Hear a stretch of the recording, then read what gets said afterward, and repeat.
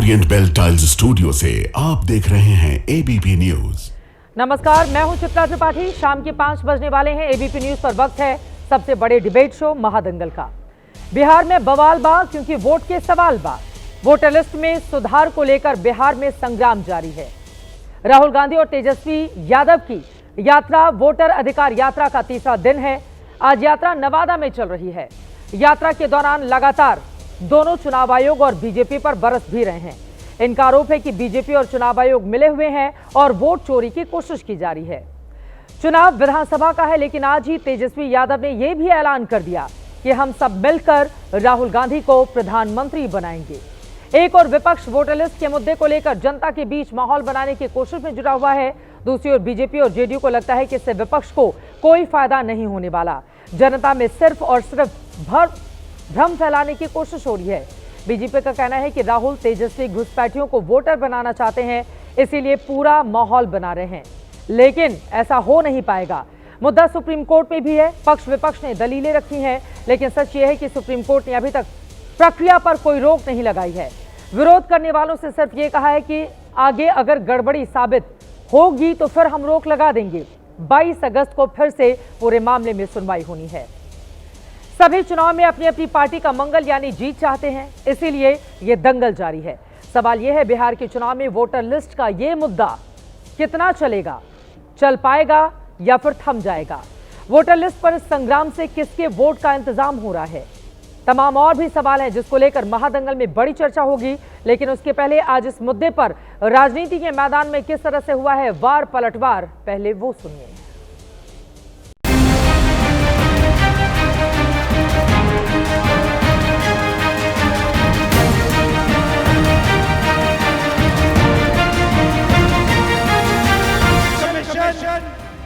और बीजेपी के बीच में पार्टनरशिप चल रही है। ये मिलकर वोट चोरी कर रहे हैं। ये जो ढोंगी हैं, अराजक तत्व हैं, जो अपने आप को नेता प्रतिपक्ष कहते हैं, लेकिन दुर्भाग्य है देश का कि ये संविधान को तार-तार करते हैं, संवैधानिक संस्थाओं पे झूठे आरोप लगाते हैं। भाजपा के लोग चुनाव आयोग से मिलकर के गरीब युवाओं का वोट का अधिकार छीन रही है। कई लोगों का नाम जो है काट दिया गया है। हम लोग बिहारी हैं, बिहारी एक बिहारी सब पर भारी। इस बार बिहार में एनडीए को खाट फेंकेंगे और अगले बार जब भी लोकसभा चुनाव होगा तो राहुल गांधी जी को प्रधानमंत्री हम लोग बनाने का काम। ये राहुल गांधी जी का यात्रा नौटंकी बनकर रह गया। ये राहुल गांधी जी का यात्रा निकलते के साथ टायर पंचर हो गया। ये राहुल गांधी जी का यात्रा शुरू में ही टाएं टाएं फिस फिस हो गया। राहुल गांधी के इस यात्रा का पूरा बिहार की जनता विरोध कर रही है। हम लोगों ने, हमारे नेता राहुल गांधी जी ने लोगों तक अपनी बातें पहुंचा दी और जनता अब खुद कहने लगी है कि वोट चोर गद्दी छोड़। कैसे कैसे अपशब्दों का प्रयोग करते हैं। चाहते क्या हैं कि जो घुसपैठी हैं उनको वोटर बनाया जाए, जो रोहिंग्या हैं उनको वोटर बनाया जाए, जिनकी मृत्यु हो गई उनको वोटर रखा जाए।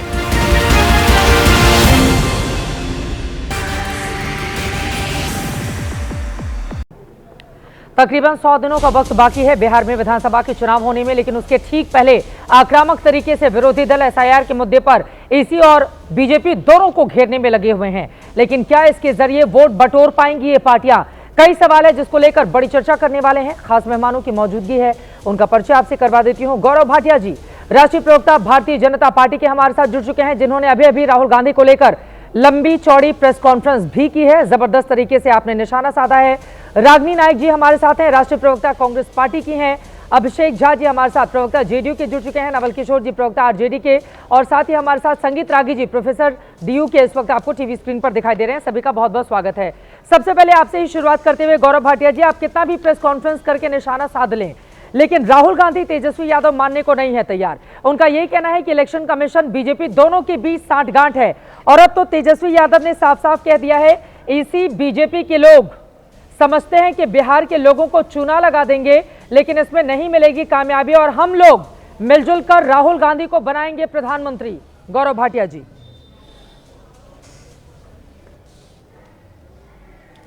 चित्रा जी, जो आपने कहा मैं पूरी तरह से सहमत हूं कि हमारी प्रेस वार्ता के बाद राहुल गांधी क्यों मानेंगे भाई, जब वो निर्वाचन आयोग की नहीं मानते हैं।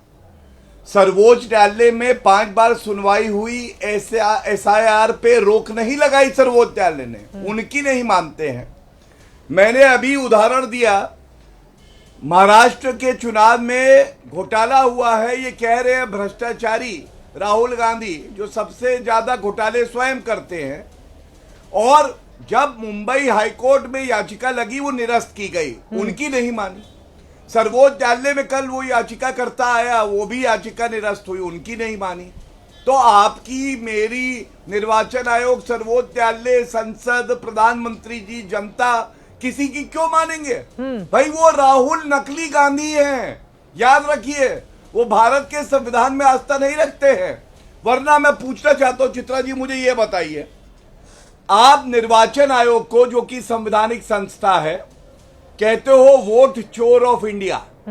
अब मैं आपके चैनल पे अगर कोई गलत शब्दों का प्रयोग करूं नकली गांधी के लिए, तो क्या अच्छा लगेगा? नहीं, बिल्कुल नहीं। क्यों कह रहे हैं संवैधानिक संस्था के लिए?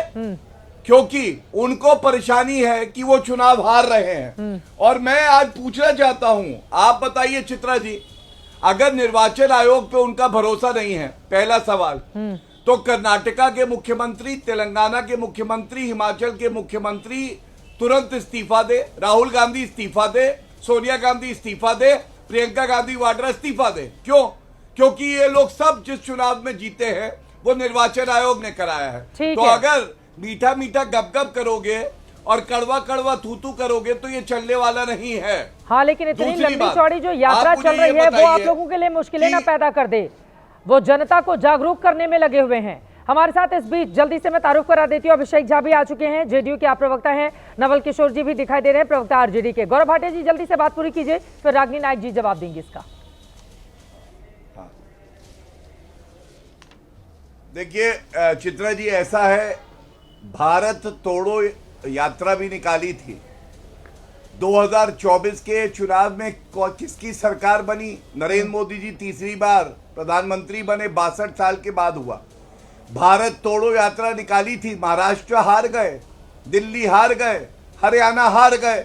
अब आप मुझे बताइए, ये यात्रा जो है ये पास टाइम है, ये तो शौक में राहुल गांधी कभी कभी इधर उधर भटकते रहते हैं। जिस जहाज को ये नहीं पता कि उसका लक्ष्य क्या है, वो जितना मर्जी यात्रा निकाले भटके, कोई फर्क इससे नहीं पड़ने वाला। बिहार में एनडीए की सरकार बनेगी, भारतीय जनता पार्टी, और एनडीए जीतेगी। मैं जवाब ले लेती हूं। डॉक्टर रागिनी नायक जी, आपने उनके आरोप सुन लिए और इसी के साथ साथ बीजेपी का ये भी कहना है, ये जो धमकाने वाले अंदाज में कि हमारी सरकार आएगी तो फिर हम देख लेंगे इन लोगों को, क्या इस तरह की पॉलिटिक्स काम करेगी? और वास्तव में आपको लग रहा है SIR का मुद्दा बनेगा? क्योंकि 100 दिनों के बाद चुनाव होने हैं, डबल इंजन की सरकार को लेकर आप लोगों को आक्रामक होकर निशाना साधना चाहिए था बिहार के मुद्दे पर, लेकिन ऐसा लग रहा है कि सारा का सारा नैरेटिव अब SIR पर आकर सिमट गया है। रागिनी नायक जी।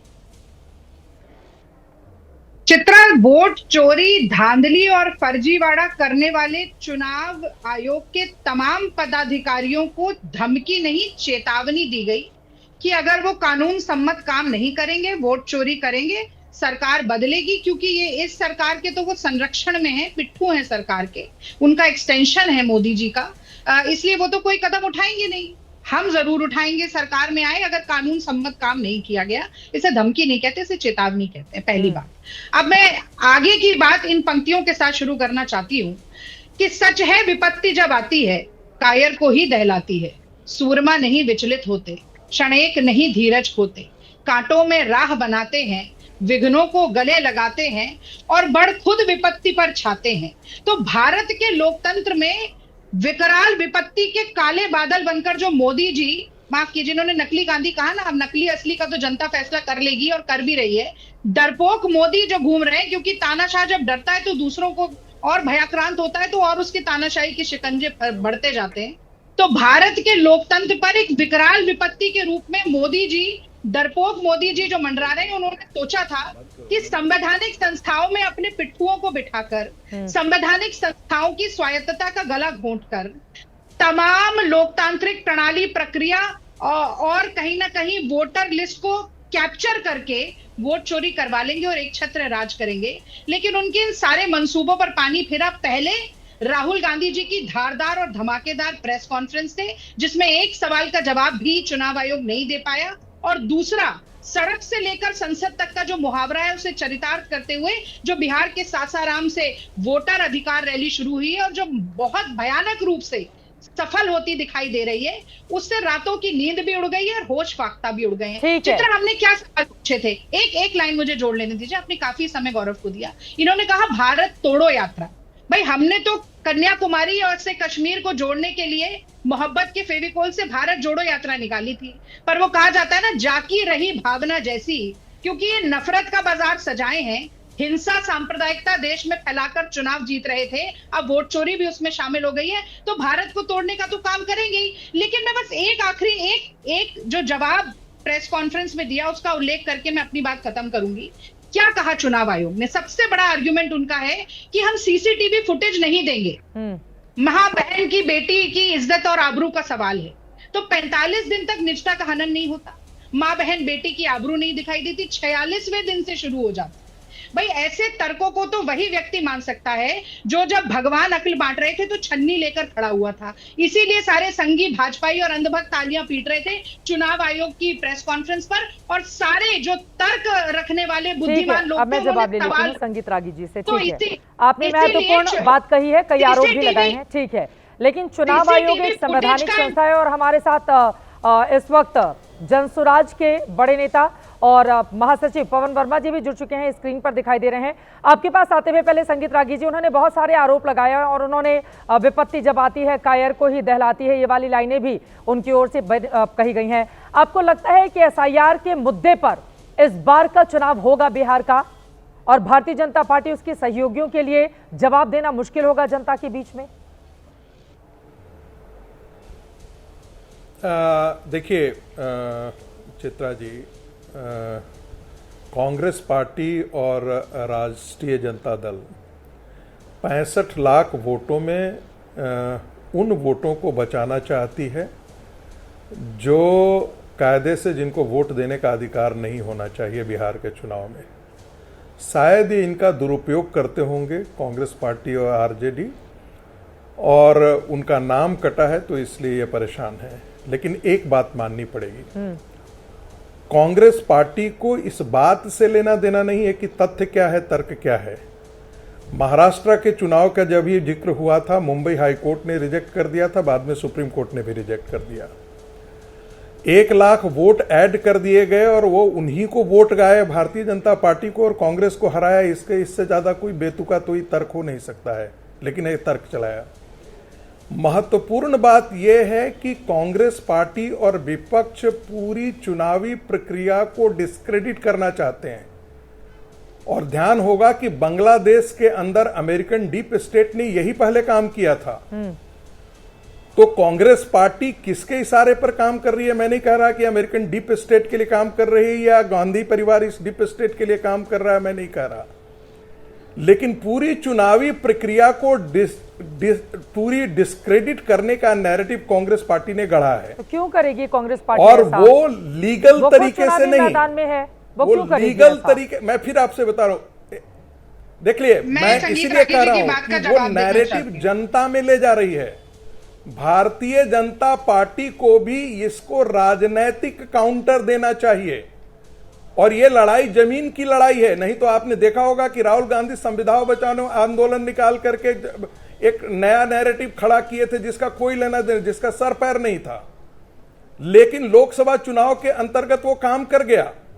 बिहार में भी या बंगाल के अंदर यदि ममता बनर्जी यदि कह रही हैं तो किन घुसपैठियों को, वो बांग्लादेशी मुसलमान घुसपैठियों को यहां बसा करके उन्होंने जो वोट बैंक खड़ा किया था सीपीएम ने, जिसे तृणमूल आगे आकर के बढ़ाई, कंसोलिडेटेड वोट बैंक किया, देवकांत बरुआ हुआ करते थे जो आसाम के अंदर कहते थे अली और कुली के सहारे हम सत्ता में आते हैं। ठीक है, सीमांचल के अंदर यही वोट बैंक इनके लिए काम करता है। अब मैं जरा नवल किशोर जी से जवाब ये दे दिक्कत है कांग्रेस पार्टी की। लेकिन मजेदार बात है कि कांग्रेस पार्टी ही भारतीय जनता पार्टी पर चढ़ी हुई है। हाँ, और भारतीय जनता पार्टी जितना आक्रामक तरीके से राजनीतिक लड़ाई लड़नी चाहिए, मुझे लगता है सिर्फ प्रेस कॉन्फ्रेंस से नहीं, सड़क पर लड़ाई। नवल किशोर जी आरजेडी से और भी विपक्षी दलों के तमाम नेता है। जल्दी जल्दी टिप्पणी ले लेती हूँ, बहुत देर से हमारे साथ है। नवल किशोर जी आपके पास आते हुए, ठीक है, फिर पवन वर्मा जी भी हमारे साथ हैं और हमारे साथ जेडीयू के प्रवक्ता अभिषेक जी भी जुड़े हुए हैं। नवल किशोर जी आपके पास आते हुए, उन्होंने जिस तरह के आरोप लगाए हैं, और नवल किशोर जी 2020 का रिजल्ट हमें भूलना नहीं चाहिए भाई, नंबर 1 पार्टी तो आप ही थे। बार बार पहले ईवीएम पर सवाल खड़े करके ईवीएम खराब है, ईवीएम खराब है, ईवीएम वाला नैरेटिव आप लोगों का ध्वस्त हो गया जब आप नंबर 1 पार्टी हो गए। और भी तमाम मुद्दों पर आप लोग, आपको लग रहा है 2020 का जो चुनाव हमने बिहार का कवर किया, जब हमने तेजस्वी यादव को युवाओं के मुद्दे उठाते हुए देखा, ये कहते हुए कि नौकरी नहीं है, रोजगार की लड़ाई हमें लड़नी है, और अब आप लोग आ गए एसआईआर पर। आपको लग रहा है एसआईआर के जरिए वोट मिलेंगे आपको बिहार में? इस तरह का नैरेटिव बनाकर क्या हासिल हो जाएगा आरजेडी को इस यात्रा के जरिए? नहीं, चित्रा जी, हम आज भी मुद्दे पे ही हैं और 2020 में भी जिस मुद्दे को हम किए उस पर काम भी किए। हाँ। उस समय भी हम पढ़ाई, कमाई, दवाई, सिंचाई और कार्रवाई की बात कर रहे थे। जब हम 17 महीने के सरकार में रहे तब भी वो काम किए। अभी भी हम उन सब मुद्दे पे ही बात कर रहे हैं। हमने जो बात की पेंशन बढ़ाने की, हमने जो बात की युवा आयोग बनाने की, हमने जो बात की डोमिसाइल की, हमने जो भी बात कही उसका अनुकरण कर रहे हैं, उसका नकल कर रही है सरकार। बात वो नहीं है, बात है कि जब संविधान के द्वारा प्रदत्त वोट का अधिकार है, अगर उस पर चोट पहुंचाएगा चुनाव आयोग, तो सवाल तो बनता है कि जो लोग जनता के साथ आते हैं उनका मुद्दा उठाएंगे। भारतीय जनता पार्टी ठीक बोल रहे हैं संगीत जी कि भारतीय जनता पार्टी ने पूरा कोशिश किया कि जो चुनाव आयोग को जवाब देना चाहिए वो भारतीय जनता पार्टी कर रही थी। लेकिन झूठ कहां तक सच हो सकता है? वो जो लगातार झूठ बोल रहे थे भारतीय जनता पार्टी, जब उनसे नहीं संभला तो फाइनली चुनाव आयुक्त सामने आए और उन्होंने जिस तरह से जवाब दिया सवालों का, उससे यह शक पुख्ता हो गया कि चुनाव आयुक्त के मन में कुछ न कुछ काला है, उनके दिल में कुछ न कुछ काला है। तो चोर बताएंगे आप लोग, चोर वाले बैनर पोस्टर लगाएंगे और चुनाव आयुक्त आकर अपनी बातें भी नहीं कहें कड़े शब्दों में। नवल किशोर जी, अब आप लोग सामने वाले को चोर बताएंगे, वो कब मतलब वो बर्दाश्त करता रहे? ईसीआई बर्दाश्त करें, आप उनको चोर चोर बोलते रह जाइए। वोट आपने क्यों काटा? हाँ, तो उनको बताना चाहिए था। और सूची डाल तो दी है 65 लाख की, 65 लाख वाली सूची में कहाँ गड़बड़ी है? पार्टी जो सिंगल लार्जेस्ट पार्टी है उसको आपने 2020 में हराया था। हाँ। 10 सीटों पे आपने हराया था उस समय, वो पूरा देश जानता है और आप भी जानती हैं कि उस समय आप कवर कर रही थी। तो ये बात अगर हम समय पे नहीं उठाएंगे तो फिर कौन उठाएगा? भारतीय जनता पार्टी तो चाहती है कि झूठ बोल के लोगों को दुष्प्रचार करके यह काम करती रहे। लेकिन जो सही बात यह है कि चुनाव आयोग ने यह दुस्साहस किया था कि एसआईआर के माध्यम से लोगों को वोट छीनने का काम किया था। तो एसआईआर पहले जो हुआ था 2003 में, अब जो हुआ है, दोनों में क्या फर्क है? शुरुआती दौर से कर रहे हैं। एसआईआर जो 2003 में हुआ था, अभी जो हुआ, दोनों में क्या फर्क है? कौन सी बातों पर आपत्ति है आप लोगों को? पहले भी हो चुका है, कई बार हो चुका है, 12-13 बार एसआईआर की प्रक्रिया हो चुकी है। पहले में आज में क्या फर्क आ गया है? मैं जवाब देती हूँ, मुझे मौका दीजिए। हाँ, एक बार सबकी टिप्पणी। नवल किशोर जी बोलेंगे, फिर जेडीयू के प्रवक्ता उसकी चोरी पकड़ी गई है। ठीक है, कई जगह पे चोरी उसकी पकड़ी गई है। हाँ। अब जो काम करेंगे, आप जिस तरह के अहंकारी तरीके से कह रहे थे कि हम ये डॉक्यूमेंट देने के लिए बाध्य नहीं है, ये पहले भी 65 लाख जो वोट काटे हैं कारण नहीं बताएंगे। हाँ। वो तो जब सुप्रीम कोर्ट ने निर्देश दिया तब जाकर करे हैं ना। तो एसआईआर रद्द तो नहीं किया सुप्रीम कोर्ट ने। अभिषेक झा जी अब जवाब देंगे।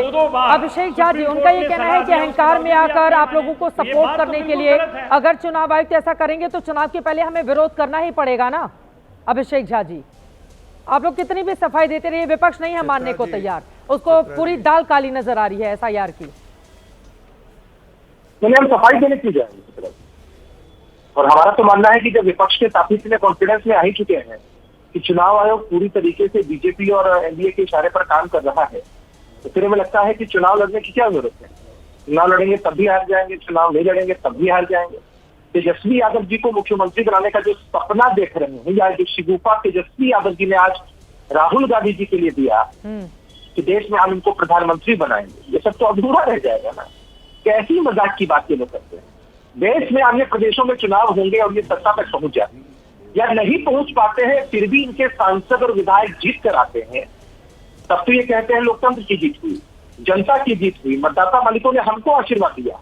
जहां हार जाते हैं कहते हैं कि वोट चोरी हो गई है। अरे भाई, अगर आपको अपनी यूनिवर्सिटी पर भरोसा नहीं है, सीधी सी बात है कि आपने एक यूनिवर्सिटी से डिग्री ली, डिग्री मिलने के बाद आप सड़कों पर उतर गए और आप कहते हैं हमारी डिग्री तो सही है लेकिन यूनिवर्सिटी फर्जी है, ऐसा होता है क्या? मैं चुनौती देता हूँ, बिहार की धरती ऐतिहासिक धरती है चित्रा जी, राहुल जी को सांसदी से और तेजस्वी जी को पहले विधायकी से इस्तीफा दे देना चाहिए।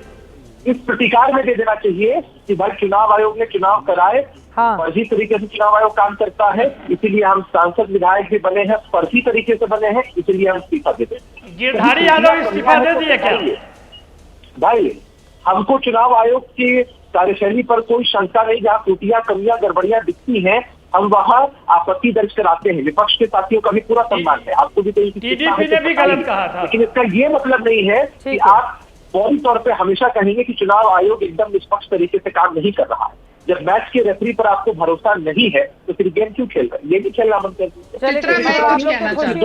आप लोग तो मना ही रहे होंगे, और जब हाँ पिछले कई चुनाव में हमने देखा है, हालांकि छोटे छोटे चुनावों में बायकॉट वाली पॉलिटिक्स की गई है और उसमें कोई फर्क पड़ता नहीं है। चुनाव आयोग अपने हिसाब से चुनाव कराता है, जो भी पार्टियां शामिल होती हैं उनमें सबसे ज्यादा वोट जिसको मिलता है वो विनर हो जाता है। एक बार पवन वर्मा जी की टिप्पणी ले लेती हूँ, फिर मैं आऊंगी जन स्वराज के महासचिव पवन वर्मा जी, आपके पास आते हुए एसआईआर के मुद्दे पर आपकी पार्टी कहां पर खड़ी हुई नजर आती है?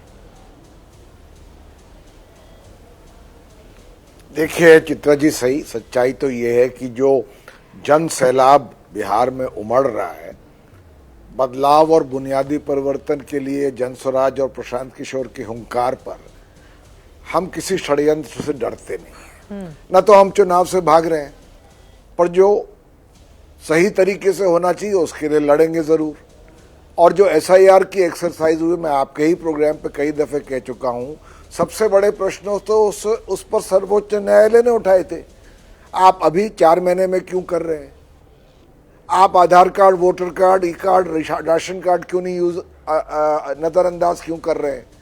आपके पास ये अधिकार कब से आ गया कि आप किसी भी वोटर की नागरिकता पर निर्णय लेंगे? हाँ। ये तो सर्वोच्च न्यायालय ने उठाए, और अब सर्वोच्च न्यायालय ने ये भी कह दिया है, जिस बात को हमने बहुत दफे दोहराया है कि भाई एसआईआर करिए पर पारदर्शिता से करिए।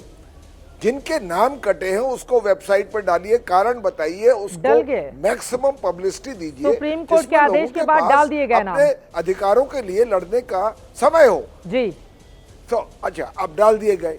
तो जहां तक एसआईआर की एक्सरसाइज है और चुनाव आयोग की बात है, अगर आप मुझे इजाजत दें तो बिहार के बड़े मशहूर शायर हैं आजिज आलम, उनका एक शेर है, न दामन पे कोई छींट न खंजर पे कोई दाग, न दामन पे कोई छींट न खंजर पे कोई दाग, तुम कत्ल करो हो कि करामात करो। मतलब चुनाव आयोग आज, जिसके इतने यहाँ पर समर्थक आपके साथ हैं, चुनाव आयोग की निष्पक्षता की बात करें तो वो कहता है हम आपको सीसीटीवी फुटेज नहीं दिखाएंगे, हम आपको जिसके नाम काटे हैं वो भी नहीं हम सार्वजनिक करेंगे जब तक सर्वोच्च न्यायालय ने नहीं कहा। और वही लोग जो संविधान की आज कसम खा के चुनाव आयोग का समर्थन कर रहे हैं, मैं उनसे पूछना चाहता हूं, जब सर्वोच्च न्यायालय ने कहा कि चुनाव आयोग का गठन देने पड़ेंगे, जिस तरीके से सर्वोच्च न्यायालय कह रहा है जिसमें निष्पक्ष रहे, उसको नजरअंदाज क्यों किया? जब राज्यपाल का दुरुपयोग करके लोकतांत्रिक चुनी हुई मैं बहुत देर से एक रिबटल मांग रही हूं, कृपया मुझे मौका। कानून 2-2 साल तक रुके रहे, तब क्यों नहीं? तब क्यों नहीं जाते हैं? अभी बिहार नहीं जाते हैं। आपने बिहार के मशहूर शायर की बात कर दी कि कत्ल भी किए हो या करामात करे हो, ठीक है। अब चुनाव आयोग ने जो प्रेस कॉन्फ्रेंस की थी पवन वर्मा जी, उसमें तो इसी अंदाज में उसने जवाब दिया था कि वो कत्ल भी करते हैं तो चर्चा नहीं होती, हम आह भी भर देते हैं, हो जाते हैं बदनाम। अब चुनाव आयोग तो बेवजह बदनाम करने की कोशिश में लगे हुए हैं ना, वो चुनाव आयोग की ओर से यही बातें कही जा रही हैं पवन वर्मा जी। नहीं, चुनाव आयोग अपने बचाव में जो भी कहे, पर चुनाव आयोग का एक दायित्व है, संवैधानिक दायित्व है, मैं पूरी कर लूं बात, वो ये है कि अगर विपक्ष या काश कभी कभी सत्तारूढ़ पार्टी जैसे बीजेपी है कोई प्रश्न पूछे या स्पष्टीकरण मांगे तो चुनाव आयोग को उस पर देना चाहिए। अब एक नई प्रक्रिया शुरू करिए, शपथ दीजिए साहब। जब बीजेपी आरोप लगाती है वो शपथ कहाँ चले जाते हैं? हाँ।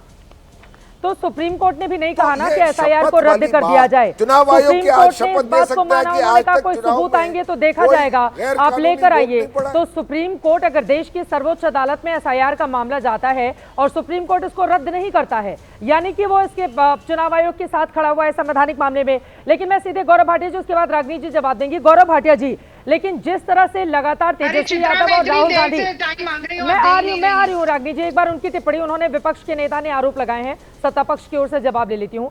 गौरव भाटिया जी, जिस तरह के रैली निकल रही है, यात्राएं हो रही है, भारी भीड़ उमड़ रही है, वो तो आप लोगों के लिए मुश्किलें पैदा करेगी ना। और देखिए, प्रियंका गांधी का कहना है कि राहुल गांधी किसी भी हमले से नहीं डरते, सब सह लेंगे, लेकिन वो बिल्कुल पीछे नहीं हटेंगे। गौरव भाटिया जी।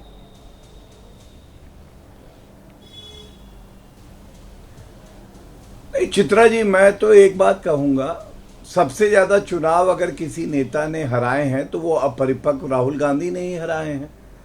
और अभी भारत तोड़ो यात्रा पे कांग्रेस की प्रवक्ता कुछ कह रही थी, मैं देखिए कितना आपको एक शानदार ट्वीट दिखाता हूं। रागिनी नायक का स्वयं का ट्वीट है, राहुल गांधी की यात्रा को भारत तोड़ो यात्रा, एक बार नहीं 2-2 बार बताया है इन्होंने। भारत तोड़ो यात्रा रागिनी नायक का ट्वीट है, हमारा नहीं है। तो ये नामकरण किसने किया? रागिनी नायक ने स्वयं किया। लेकिन जो महत्वपूर्ण बात है चित्रा जी, उस पे आना चाहिए। दिखाई नहीं दे रहा था सर्वोच्च न्यायालय क्या कहता है चुनाव आयोग के बारे में। हाँ, वो नजर नहीं आ रहा था, आप क्या बताना चाह रहे हैं? वो ढूंढ लेंगे, कोई बात नहीं, ढूंढ लेंगे। अब मैं आपको मुख्य बिंदु पे अपनी बात रखते हुए एक चीज बताना चाहता हूँ। सर्वोच्च न्यायालय क्या कहता है निर्वाचन आयोग के बारे में? आपको मालूम है, कमलनाथ जी एक बार गए सर्वोच्च न्यायालय, 2018 का जजमेंट आया और उन्होंने कहा था इलेक्टोरल रोल जो है रीड फॉर्मेट में हमें उपलब्ध कराया जाए। सर्वोच्च न्यायालय ने क्या कहा निर्वाचन आयोग के बारे में? There is no doubt about the bona fides of Election Commission of India. It is a matter of record that in the last 25-30 years, Election Commission of India has built up the reputation of an impartial body. निष्पक्ष एक संवैधानिक संस्था है और कोई इस पे शक नहीं कर सकता है, सर्वोच्च न्यायालय ने कहा था। दूसरी बात, अभी पवन वर्मा जी कह रहे थे कि अगर कोई पार्टी का लीडर कोई आरोप लगाता है, निर्वाचन आयोग को चाहिए कि बातचीत करे। बिल्कुल सही कह रहे पवन जी। पवन जी ये बताइए, निर्वाचन आयोग कहता है 30 सांसद आइए मिलने, और ऐसा क्यों हो जाता है कि 300 सांसद आएंगे, वहां पे कोई आपको झड़प करनी है, वहां कोई दंगा फसाद करना है। अरे अगर आपकी बात में दम है तो 10 सांसद भी बहुत है, 30 सांसद बुलाए जाते, 300 पहुंच जाते। दूसरा, हलफनामा आपने देखा होगा, रूल है 20 क्लॉज 3, ये क्षेत्र अधिकार है निर्वाचन आयोग का, वो हलफनामा मांग सकता है। क्यों? क्योंकि राहुल गांधी पलटू राम है। पलटू राम कैसे हैं? महाराष्ट्र में पहली बार कहते हैं संसद के पटल पे कि 70 लाख वोटर बढ़े हैं, उसके बाद बिहार जाते हैं, जुलाई में कहते हैं 1 करोड़ बढ़े हैं। मैं पूछना चाहूंगा 70 लाख बढ़े हैं या 1 करोड़ बढ़े हैं? आप बताइए चित्रा जी, क्या गंभीर बात नहीं है? बड़ी गंभीर बात है। तीसरी बात देखिए, पहले ईवीएम का रोना रोते थे, वीवीपैट का रोना रोते थे, और उसके बाद तीसरी बात अब ये कह रहे हैं इलेक्टोरल रोल का। मेरे को एक ही बात कहनी है पवन जी, आपके लिए उत्तर दे रहा हूं, आप बड़े विद्वान व्यक्ति हैं, मैं बहुत आदर करता हूं। पहली बात, सर्वोच्च न्यायालय ने रोक नहीं लगाई, सारी सुनवाई में मैं उपस्थित था वहां पे। सुप्रीम कोर्ट ने कहा एसआईआर कराना क्षेत्र अधिकार है निर्वाचन आयोग का, आर्टिकल 326 में। तीसरी बात, टाइमिंग को लेकर विपक्षी दलों ने टाइमिंग का मुद्दा उठाया और सर्वोच्च न्यायालय ने स्टे नहीं लगाया। और अंत करूंगा, सर्वोच्च न्यायालय ने यही कहा एसआईआर जो है वोटर फ्रेंडली प्रक्रिया है, वोटर फ्रेंडली प्रक्रिया।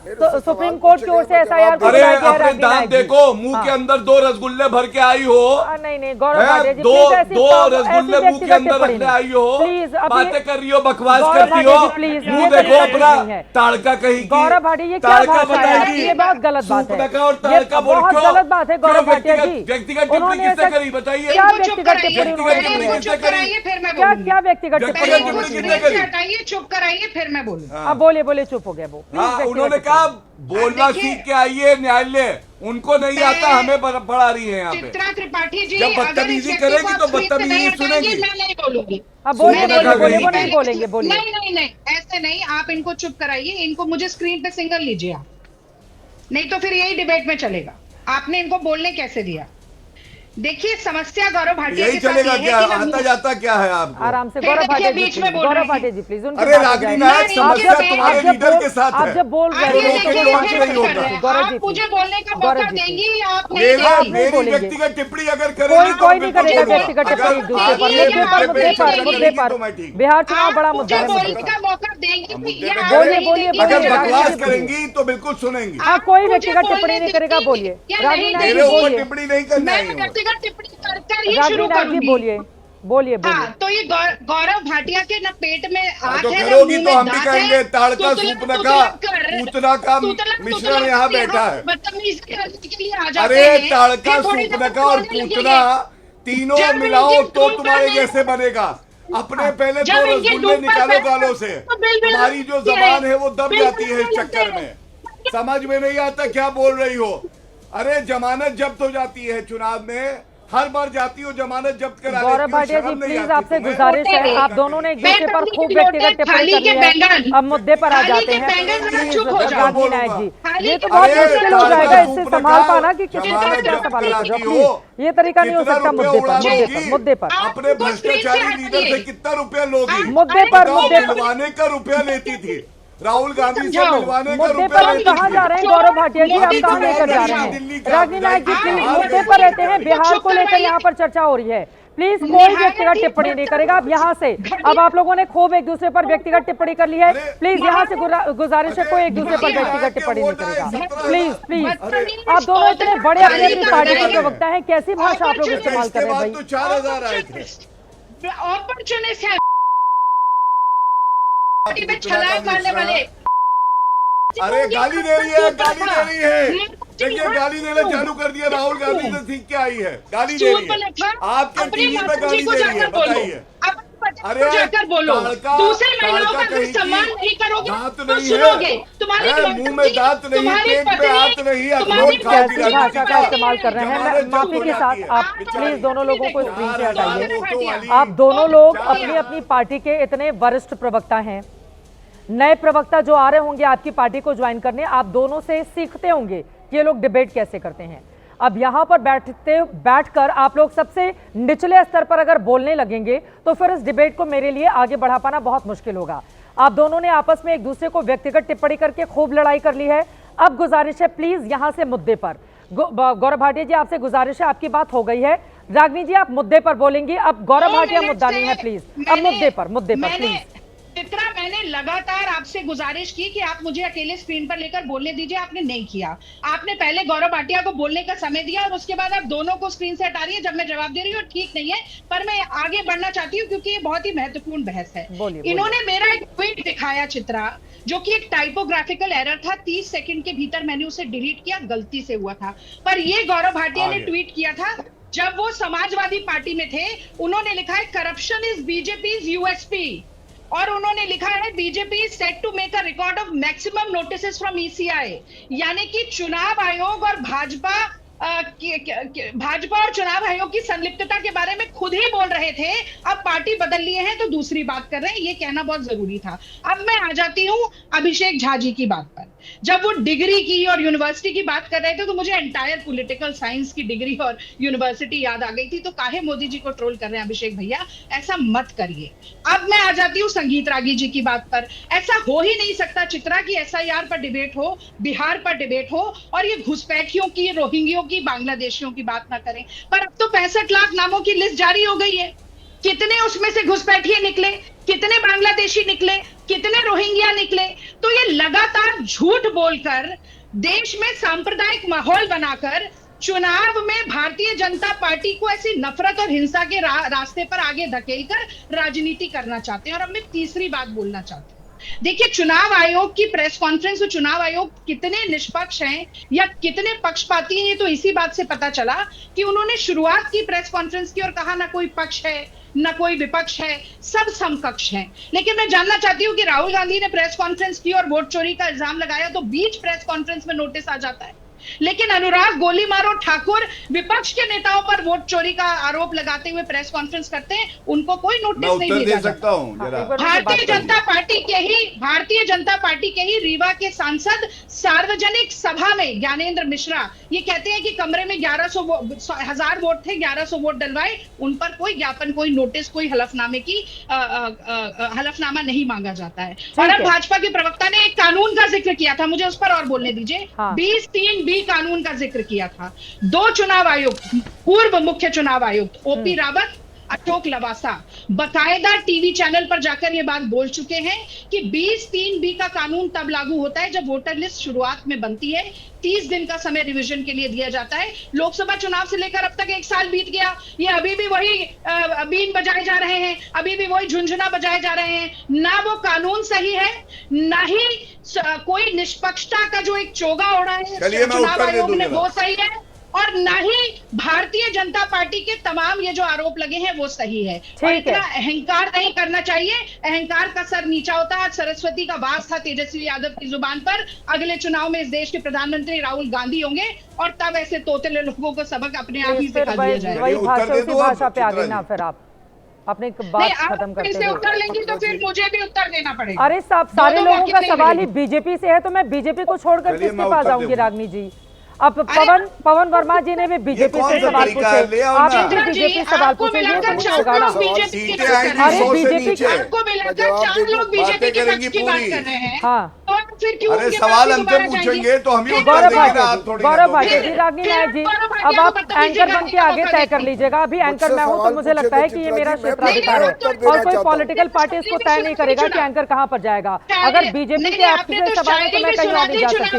आप अपनी गौरव भाटिया जी बात कीजिए, फिर संगीत रागी जी, पवन वर्मा जी सवाल उठा रहे हैं, मुझे उनके पास भी जाना है। गौरव भाटिया जी जल्दी से अपनी बात तीसरी बार मौका गौरव भाटिया को देंगे तो मुझे भी तो देंगी ना। अरे रागनी नायक जी एक बात बताइए, मैं एक सीधा, रागनी नायक जी आप मेरी बात सुनिए। गौरव भाटिया की पार्टी में 240 से ज्यादा सांसद हैं, आपकी पार्टी में 99 हैं। अगर मैं 99 नाम लूंगी तो 99 मिनट होंगे, 240 दूंगी तो 240 बार उनका नाम बोलना होगा। तो कम से कम इस बात सत्ता पक्ष वही है रागनी नायक जी, सत्ता पक्ष से सवाल ज्यादा पूछा जाता है। अब आप लोग यही आरोप लगाते हैं कि सत्ता, फिर वही बात रागनी जी, कहाँ मतलब आप हैंकर ही बन जाइए मैडम। गौरव भाटिया जी महान पत्रकार हैं आप, ठीक है मैम, बहुत अच्छा लगा आपने मुझे महानता की श्रेणी में, मेरे घर वाले बड़े खुश होंगे मुझे महान जानकर।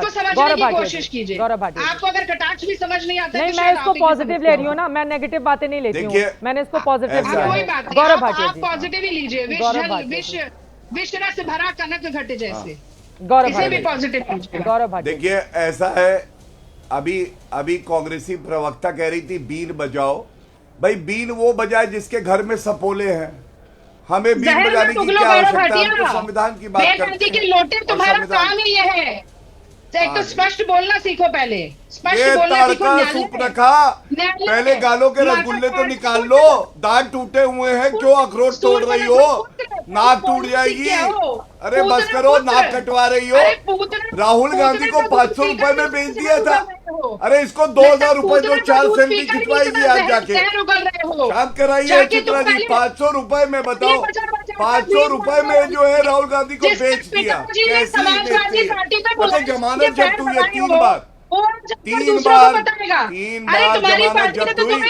अब रागनी कहीं से निकलती है तो लोग 500 रुपए का नोट निकाल लेते हैं, ये लो सेल्फी खिलाओ, सेल्फी खींचो। अब चित्रा जी देखिए, अब आप बोलने नहीं देंगी मुझे, चित्रा जी आप शांत कराइए ना, मुझे पता है अंदर से कितना जली भुनी हुई है।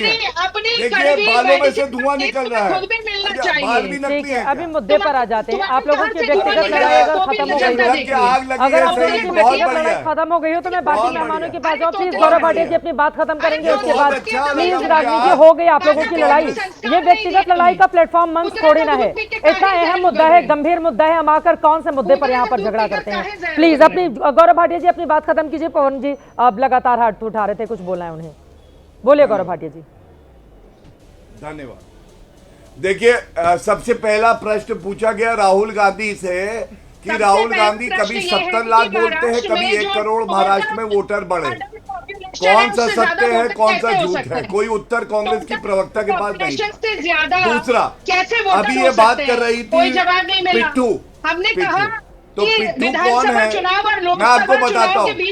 नवीन चावला इलेक्शन कमिश्नर थे, Gopal Swami ji chief election commissioner थे। कंप्लेंट दी कि नवीन चावला को हटाया जाए, लेकिन नवीन चावला जो कि पास्ता बनाते थे, पिज्जा बनाते थे राहुल गांधी के लिए घर पे, उनको बनाया गया। ये होता है पिट्ठू होना। पिट्ठू के बारे में एमएस गिल बताएंगे, जिनको आपने खेल मंत्री बनाया था, पिट्ठू, ठीक है। और पिट्ठू के बारे में और बता दूं, सोनिया गांधी जी इतनी बड़ी भ्रष्टाचारी हैं, वो नागरिक बाद में बनी है, वोटर पहले बन गई। अब पूछा हमने कि ऐसा घपला क्यों किया, तो आज तक सोनिया गांधी का खंडन नहीं आया है। तो नकली गांधियों का काम ही है केवल झूठे आरोप लगाना और खुद कानून को हाथ में लेके संविधान को तार तार करना। चुनौती देता हूं, वरना जिस प्रश्न को मैं उठा रहा हूं जनता पूछ रही है, एक उत्तर दे दे। पवन वर्मा जी बोलेंगे, फिर संगीत रागी जी बोलेंगे। ठीक है, हो गई बीजेपी कांग्रेस की बात हो गई है। पवन वर्मा जी, आप बहुत देर से हाथ उठा रहे थे, आपका इतना लंबा संसदीय इतिहास रहा है, जल्दी से। और रागिनी नायक जी, ये बहुत गलत तरीका है। रागिनी नायक जी, बहुत, पवन वर्मा जी को दिखाइए यहाँ पर कोई, एक सेकेंड मैडम, यहाँ कोई डिक्टेट नहीं करेगा, है ना, लोकतंत्र है, ये डिक्टेटरशिप नहीं चलेगी यहाँ पर। एंकर को थोड़ा तय करने दीजिए किसके पास जाना है, किसके पास नहीं जाना है। पवन वर्मा जी अपनी बात कहिए, संगीत रागी जी बोलेंगे, फिर मैं बिहार के अपने दोनों मेहमानों के पास आऊंगी। प्लीज संक्षिप्त में मैं 3 बातें कहना चाहता हूं। सबसे पहले बात तो मेरा आपसे अनुरोध है कि हम नई पार्टी जरूर है, पर हम समझते हैं कि सभ्य संवाद हमारे देश की और संस्कृति की बहुत बड़ी परंपरा है। और मेरे मित्र हैं गौरव जी, हमें अमर्यादित संवाद नहीं करना चाहिए। दूसरी चीज, उन्होंने ये एक सवाल उठाया कि चुनाव आयोग के पास हक है कि वो एसआईआर की एक्सरसाइज करे। हम इसको मानते हैं, हमने कभी नहीं इस पर प्रश्न उठाया, पर उसको कार्यरत ढंग से विश्वसनीयता से करने के लिए उसको समय भी चाहिए, और यही प्रश्न उस पर सर्वोच्च न्यायालय ने भी लगाया था। दूसरी चीज, हम जो बार बार कहते हैं पारदर्शिता से कीजिए, तो अब तो सर्वोच्च न्यायालय का उस पर निर्णय आ गया है। और तीसरी बात, एक दूसरे पे आरोप प्रत्यारोप, ये सारी पार्टी किसी न किसी तरह से संविधान को खंडित करने में सम्मिलित है। अब आपने दिया नवीन चावला का उदाहरण, चाहे वो सही हो गलत हो, तो कोई और दे सकता है, अशोक लवासा का उदाहरण, वो सब जानते हैं क्या हुआ वहां पर, गौरव भाटिया जी भी अच्छी तरह जानते हैं। तो मेरा ये कहना है कि इस आरोप प्रत्यारोप से उठिए। सबसे पहली तो ये मैं एक बात आखिरी में कहना चाहता हूँ, संविधान के प्रति आस्था का मतलब ये नहीं है कि अनसंवैधानिक चुप्पी, अपना मुंह बंद कर लो। हमारे को वही संविधान फ्रीडम ऑफ एक्सप्रेशन, बोलने और सोचने की अभिव्यक्ति देता है, जिससे हम प्रश्न पूछ सकते हैं। बिल्कुल, प्रश्न पूछना संविधान में आस्था न दिखाने का कोई सबूत नहीं है। और पूछने पर जो संवैधानिक संस्था है उसको उसका उत्तर देना उसका दायित्व। अब 85 मिनट तक तो उन्होंने बोल लिया था मुख्य चुनाव आयुक्त ने, उसके बावजूद अगर विपक्षी दल संतुष्ट नहीं हो, कौन कौन से मुद्दे रह गए? मैं दोनों बिहार के मेहमानों के पास जाऊंगी, जल्दी से संगीत रागी जी के ऊपर भी टिप्पणी हुई थी, एक बार उनकी बात हो जाए, उसके बाद मैं फौरन आ रही हूँ आरजेडी जेडीयू के पास, फौरन आ रही हूँ। नवल किशोर जी आ रही हूँ, एक बार संगीत रागी जी की बात हो जाए। हाँ बोलिए। चित्रा जी, प्रश्न पूछना अधिकार है, हाँ। लेकिन प्रश्न पूछना और आरोप लगाना दोनों में बहुत बड़ा अंतर है। और इसलिए सुप्रीम चुनाव आयोग की मांग बिल्कुल जायज है कि राहुल गांधी एफिडेविट दें। यदि एफिडेविट देते हैं और गलती करते हैं, यदि गलत निकलता है तो उनके खिलाफ एफआईआर की जाती है। और मैं तो मानता हूं कि इस चुनाव आयोग को राहुल गांधी के खिलाफ एफआईआर करना चाहिए, क्योंकि राहुल गांधी एनार्किस्ट की तरह बिहेव कर रहे हैं। दूसरी बात, ये सुप्रीम कोर्ट नहीं भूले, ये मामला यहीं तक नहीं जाएगा। कल सुप्रीम कोर्ट के जजेस के खिलाफ ऐसे ही आरोप लगाए जाएंगे, कल सुप्रीम कोर्ट के जजेस के खिलाफ ऐसे ही आंदोलन शुरू होंगे। हम अपनी एक एक प्रतिमाओं को तोड़ने के लिए क्या इस प्रकार तैयार हैं? जिस प्रकार से बांग्लादेश में अराजकता पैदा किया, बिना उसके राहुल गांधी मोहम्मद यूनुस होकर के तो प्रधानमंत्री बन सकते हैं, लेकिन लोकतांत्रिक व्यवस्थाओं के अंदर तो कहीं से नहीं दिखते हैं, क्योंकि कांग्रेस पार्टी आज के दिन में एक क्षेत्रीय पार्टी हो गई है। कांग्रेस पार्टी एक राष्ट्रीय पार्टी परसेंटेज ऑफ वोट के कारण हो, लेकिन यदि आप लोकसभा की सीटों को आप गणना करें और राज्यों के विधानसभा के एमएलए के करें तो कांग्रेस पार्टी आज के दिन में क्षेत्रीय पार्टी बना है। टुकड़े टुकड़े गैंग है इस देश का सबसे बड़ा, जो देश की सारी संवैधानिक परंपराओं को, लोकतांत्रिक मान्यताओं को, भाईचारों को, अधिकारों को, अरे भाई सोनिया गांधी ने आजादी की लड़ाई नहीं लड़ी थी ना। सोनिया गांधी और राहुल गांधी दोनों बेल पर हैं। नेशनल हेराल्ड के आपके पास आते हुए तेजस्वी यादव आप दिखाइए नवल किशोर जी को। ठीक है, उन लोगों के पास नहीं जा पाएंगे। तेज प्रताप यादव जी कहते हैं मुझे समझ में नहीं आ रहा कि राहुल गांधी और तेजस्वी यादव लोकतंत्र बचाने के लिए निकले हैं या फिर लोकतंत्र को ताड़ करने के लिए। नवल किशोर जी, अब तेजस्वी यादव के ऊपर और राहुल गांधी के ऊपर ही तेज प्रताप यादव सवाल खड़े कर रहे हैं। नवल किशोर जी।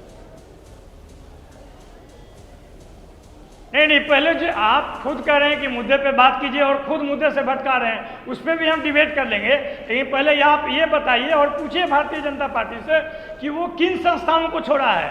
अभी संगीत रागी जी बोल रहे थे, वो बताएं कि इनकम टैक्स, सीबीआई, ईडी, ये सबको तो आपने बर्बाद कर दिया। सुप्रीम कोर्ट का ही ऑब्जर्वेशन है कि आपने ईडी क्रूक के तरह काम करता है। लॉ के हिसाब से उसको काम करना चाहिए। इसी देश में भारतीय जनता पार्टी ने जो ऑपरेशन कमल महाराष्ट्र में किया, सुप्रीम कोर्ट ने क्या बोला? माना कि गलती है गवर्नर का, माना नहीं कि गलती है वहां के स्पीकर का। क्या किया उसके बाद आपने? यहाँ पर अनिल मसीह कौन है, उसने क्या किया? ये जो आज के डेट में जो चुनाव आयोग है वो अनिल मसीह को आगे बढ़ने का कोशिश करें, उससे भी आगे बढ़ने का कोशिश करें। यही सच है, यही सवाल है सबसे बड़ा कि आप लोकतंत्र को बर्बाद करने पे तुले हुए हैं और भारतीय जनता पार्टी। एक छोटा सा जवाब अभिषेक झा जी, क्लोजिंग कमेंट, छोटा सा जवाब प्लीज। अभिषेक झा जी, और आपकी भाषा एक ही है। अभिषेक झा जी, छोटा जवाब तो वाजिब नहीं होगा, लेकिन आपने इसमें समय कम दिया है। देखिए, जिस तरह मुगलिया सल्तनत में तख्त को पाने के लिए कत्लेआम हो जाते थे, परिवारवादी पार्टियां जैसे राजग हैं वहां भी राजनीतिक कत्ल होते रहते हैं। तेज प्रताप यादव जी जो असली वारिस है लालू प्रसाद यादव जी के, वो इसके शिकार हुए हैं और अब तो उन्होंने बिल्कुल फूंक दिया है। एक चुनौती सामने पेश कर दी है तेजस्वी यादव जी के लिए, क्रिटिसाइज कर रहे हैं तेजस्वी जी को, राहुल जी को।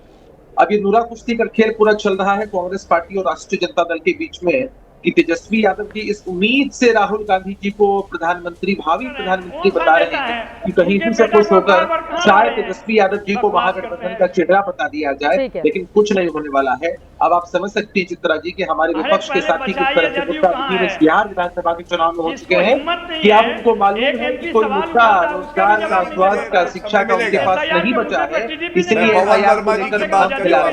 वक्त हमें इतनी की इजाजत देता है। आप तमाम मेहमानों का बहुत धन्यवाद हमारे साथ चर्चा का हिस्सा बनने के लिए। एसआईआर की भी बड़ी परीक्षा है बिहार में, लेकिन दूसरी सच्चाई ये भी है बीते 20 सालों से नीतीश कुमार के इर्द गिर्द वहां की सियासत सीमित रही, चाहे भारतीय जनता पार्टी हो या फिर आरजेडी हो। नीतीश कुमार हमेशा केंद्र में बने रहे, लेकिन इस बार क्या स्थिति बदल जाएगी? एसआईआर का मुद्दा क्या वास्तव में जनता के बीच जाएगा और वो सत्ताधारी दल को नुकसान पहुंचाएगा, या फिर जो बीजेपी की ओर से दावे किए जा रहे हैं कि तमाम फुलझड़ियां जो जलाने की कोशिश की जा रही हैं वो सब फूंके हुए कारतूस हैं और पता नहीं किन किन शब्दों का इस्तेमाल किया जा रहा है। आगे आने वाले वक्त में ये देखना दिलचस्प रहेगा कि कांग्रेस पार्टी, आरजेडी एक साथ मिलकर सत्ताधारी के ऊपर किस तरह से अपनी कामयाबी हासिल करती हैं और एसआईआर का मुद्दा लोगों के बीच लेकर जा पाती हैं जिसकी वो उम्मीद कर रही हैं, या फिर वास्तव में चुनाव आयोग जो कहता है उसका ज्यादा दम वहां पर दिखेगा। हर एक जानकारी, खबर आप तक पहुंचाते रहेंगे। अभी तक के लिए महादंगल में दीजिए इजाजत। देश और दुनिया की तमाम खबरों के लिए आप देखते रहिए एबीपी न्यूज।